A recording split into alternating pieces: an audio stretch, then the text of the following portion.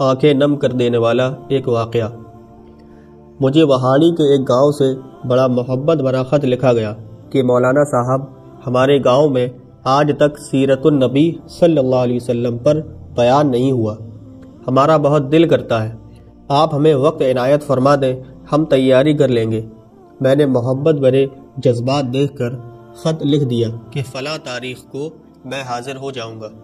دیے گئے وقت پر میں ٹرین سے اتر کر تانگے پر بیٹھ کر گاؤں پہنچ گیا تو آگے میزبانوں نے مجھے ہدیہ پیش کر کے کہا، مولانا صاحب آپ جا سکتے ہیں، ہم بیان نہیں کروانا چاہتے۔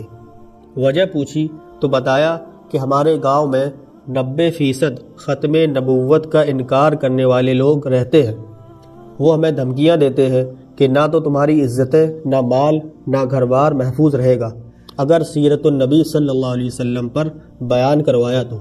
مولانا ہم کمزور ہیں، غریب ہیں، تعداد میں بھی کم ہیں، اس لیے ہم نہیں کر سکتے۔ میں نے لفافہ واپس کر دیا اور کہا کہ بات تمہاری ہوتی یا میری ہوتی تو واپس چلا جاتا، بات مدینے والے آقا صلی اللہ علیہ وسلم کی عزت کی آ گئی ہے، اب بیان ہوگا اور ضرور ہوگا۔ وہ گھبرا گئے کہ حضرت آپ تو چلے جائیں گے، مسئلہ تو ہمارے لیے ہوگا۔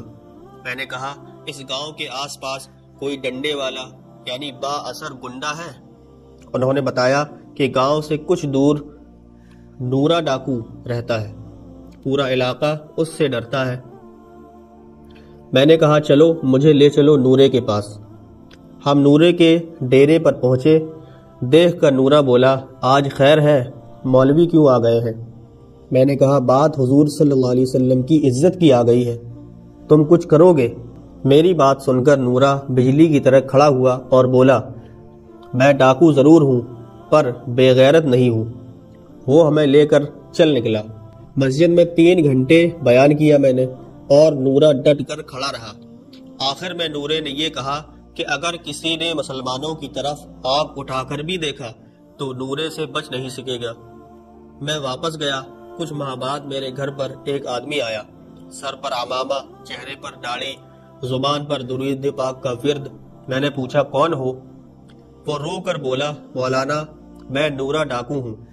جب اس دن میں واپس گھر لوٹا، جا کر سو گیا، آنکھ لگی ہی تھی کہ پیارے نبی صلی اللہ علیہ وسلم میرے خواب میں تشریف لائے، میرا ماتھا چوما اور فرمایا، آج تو نے میری عزت پر پہرا دیا ہے، میں اور میرا اللہ تم سے خوش ہو گئے ہیں، اللہ نے تیرے پچھلے سب گناہ معاف فرما دیے ہیں۔ مولانا صاحب اس کے بعد میری آنکھ کھلی تو سب کچھ بدل چکا تھا، اب تو ہر وقت آنکھوں سے آنسو ہی خوش نہیں ہوتے۔ مولانا صاحب میں آپ کا شکریہ ادا کرنے آیا ہوں، آپ کی وجہ سے تو میری زندگی ہی بدل گئی، میری آخرت سنور گئی۔